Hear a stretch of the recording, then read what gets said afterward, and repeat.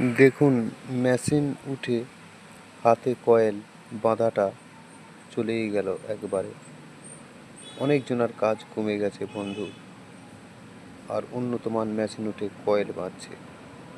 এতে গরিবদেরই ক্ষতি হলো, কারণ তারা এই কাজ করে দু পয়সা ইনকাম করতো, অনেক কষ্টে শিখেছিল, শিখে এই কাজ করার চেষ্টা করেছিল। কিন্তু এখন উঠেছে মেশিন, সেই উন্নতমান মেশিন দেখুন, যেটা টেকনোলজি দ্বারাই কয়েল বাঁধা হচ্ছে।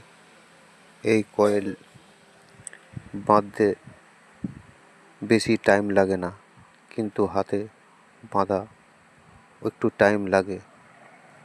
ওই জন্য মেশিন উঠেছে যে তাড়াতাড়ি হয়ে যাবে, সাপ্লাই দেওয়া যাবে, অনেক ভালো।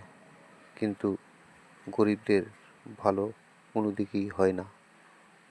দেখুন বন্ধুরা, দেখে কিছু কমেন্ট করুন।